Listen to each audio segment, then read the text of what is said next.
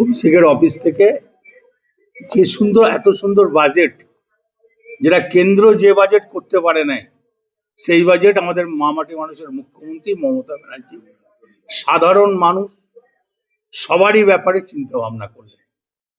যেমন আমার সঙ্গে রয়েছে ছাত্র পরিষদের জেলার প্রেসিডেন্ট, আছে মহিলা জেলার প্রেসিডেন্ট, আছে আমার সুইত্য ঘোষ জেনারেল সেক্রেটারি, আছে আইনটিসির প্রেসিডেন্ট, আছে তোমার আমাদের পুলই মাস্টার, আপনারা জানেন শিক্ষকের চেয়ারম্যান, আছে আমার টাউন প্রেসিডেন্ট, আছে এখানে আমাদের হাসনের এমএলএ, আছেন আমাদের এখানকার বোলপুরের মহিলা প্রেসিডেন্ট। তা এই জন্যে আজকে এত সুন্দর বাজেট, যে লক্ষ্মী ভান্ডারে বাড়িয়েছে, তার জন্য 2 মহিলা প্রেসিডেন্ট এসছে। এটা একটা বিরাট মহিলাদের জয় জয়কার। যেহেতু আপনারা জানেন আশা কর্মীদের বাড়িয়েছে, তোমার সিভিক পুলিশদের বাড়িয়েছে, তারপরে আমাদের শিক্ষা বন্ধু বাড়িয়েছে, আচ্ছা অঙ্গনওয়াড়ি বাড়িয়েছে, আপনারা এটা জানেন দিনমজুরদের বাড়িয়েছে, ক্ষেত মজুরদের বাড়িয়েছে, আপনারা শুনেছেন। সব থেকে যেটা ব্যাপার, যুবক যারা বেকার ছেলে, তাদের জন্য প্রত্যেক মাসে 1,500 টাকা, 21 থেকে 40 বছর। মেন ব্যাপারটা হচ্ছে তারা যখন কোনো জায়গায় ইন্টারভিউ দিতে যেতে হয়, তখন একটা খরচা আছে, একটা ফর্মের দাম আছে। কোনো কলকাতাতে গেলে 500 টাকা খরচ হয়। তো এই কারণেই মমতা ব্যানার্জি এত সুন্দর চিন্তাধারা করেছে। আচ্ছা, এটা কি ভাবা যায়? কেন্দ্র আমাদেরকে নিয়ে পুরো বঞ্চনা করলো বাজেট থেকে, আর মমতা ব্যানার্জি কি করলো? কৃষকের জন্য দিল কৃষক বন্ধু, ছাত্রদের জন্য দিল, যুবর জন্য দিল, মহিলাদের জন্য দিল, স্কুল শিক্ষাকে দিল, ক্ষেত মজুরদের দিল, সিভিক পুলিশদের দিল, তারপরে আমাদের আরেকটা পুলিশ আছে জানেন তো আপনারা, গ্রিন পুলিশ, তার জন্য দিয়েছে। কাকে বাদ দিয়েছে বলুন তো? তারপরেও কেন্দ্র বলবে মমতা ব্যানার্জি কিছু করে নাই। এই মুখ্যমন্ত্রী গরিবের মুখ্যমন্ত্রী, এই মুখ্যমন্ত্রী ক্ষেত মজুরের মুখ্যমন্ত্রী, এই মুখ্যমন্ত্রী বেকার ছেলে মেয়েদের মুখ্যমন্ত্রী, এবং এই মুখ্যমন্ত্রী নিজে মহিলা বলে মহিলাদের এত ভালোবাসে। তাই সবাইকে এই জন্য আমাদের প্রেস, আমি বীরভূম জেলার মানুষ প্লাস ওয়েস্ট বেঙ্গলের মানুষকে বলবো যে মমতা ব্যানার্জির এই বাজেট দেখে আমরা যেন ঘুরে দাঁড়াই।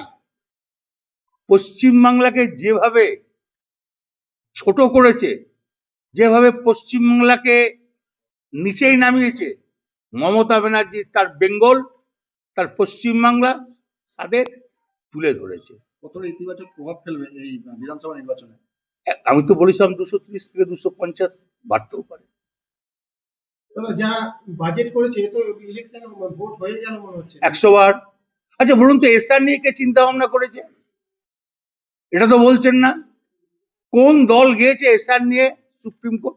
মমতা ব্যানার্জি সাধারণ মানুষের জন্য, মানুষ যে হ্যাকেল হচ্ছে তার জন্য এসআর এর জন্য সুপ্রিম কোর্টে গিয়েছে। বাংলায় একমাত্র বিরোধী দলনেত্রী বলতে গেলে মুখ্যমন্ত্রীকেই বোঝায়, মমতা ব্যানার্জিকে বোঝায়।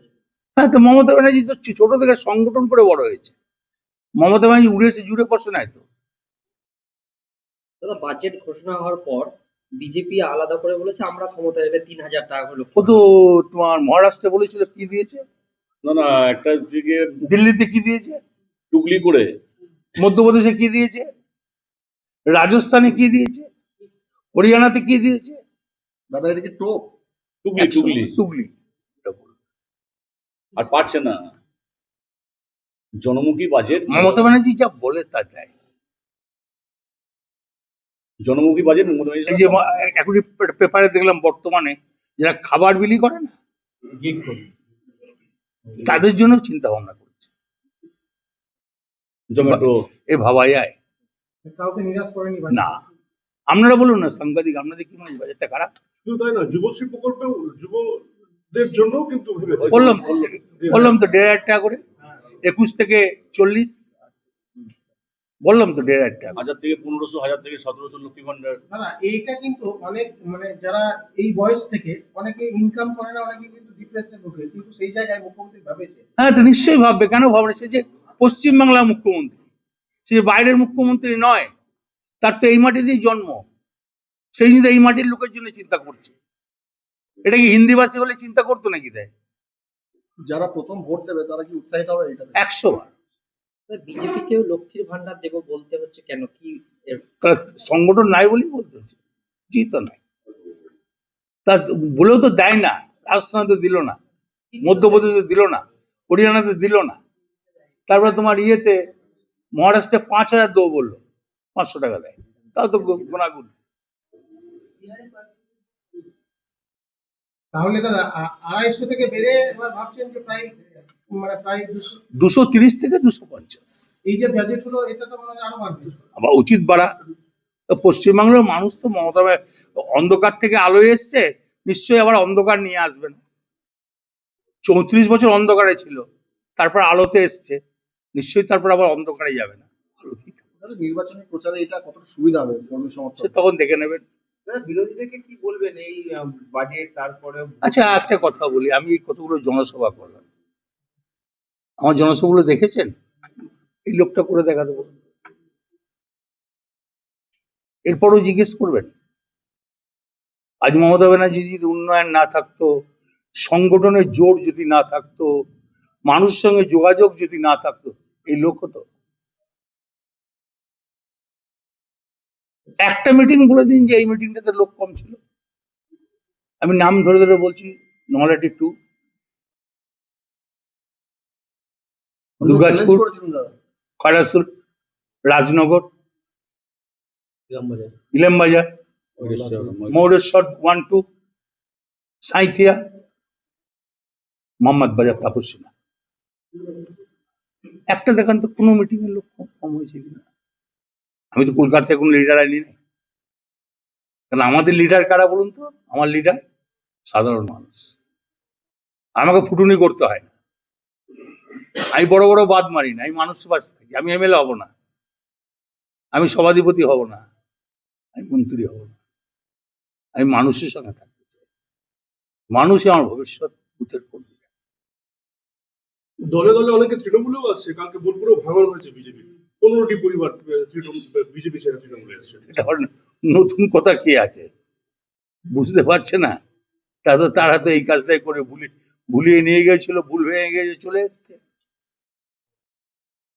নিয়ে মানুষ খুব আতঙ্কিত। তার জন্য তো মমতা ব্যানার্জি ডাইরেক্ট গিয়ে সুপ্রিম কোর্টে গিয়ে লড়াই করলো। এর চেয়ে আর কি চাই? মানুষ কোন দল গিয়েছে? এই এসআর নিয়ে পাশে দাঁড়িয়েছে কে?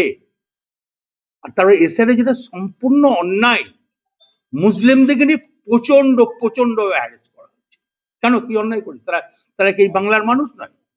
তারা এই ইন্ডিয়ার মানুষ নয়? না, ওটাকে তাই নয়, পদবি নিয়েও দাদা লজিক্যাল ডিসক্রিপেন্সি সুপ্রিম কোর্ট, কিন্তু তা মমতা ব্যানার্জি সাবডিভিশন মেনে নিয়েছে। ঠিক ঠিক ঠিক ঠিক আছে। একটু পিছিয়ে না পিছিয়ে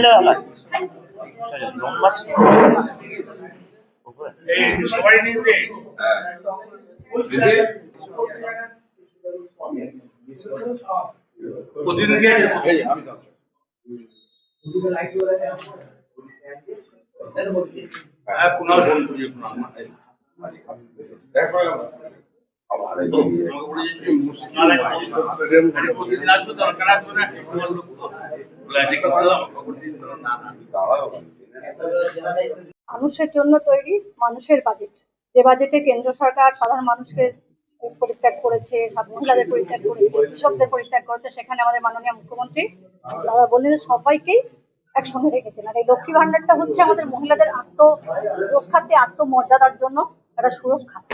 মেয়েদের মাথা উঁচু করে দাঁড়াতে পারছে। আপনারা জানেন সারা পশ্চিমবঙ্গে এই মুহূর্তে 2,21,00,000 মহিলা আমাদের লক্ষ্মী ভান্ডার পাচ্ছে, তার মধ্যে এখনো রিজার্ভে আছে 20,62,000।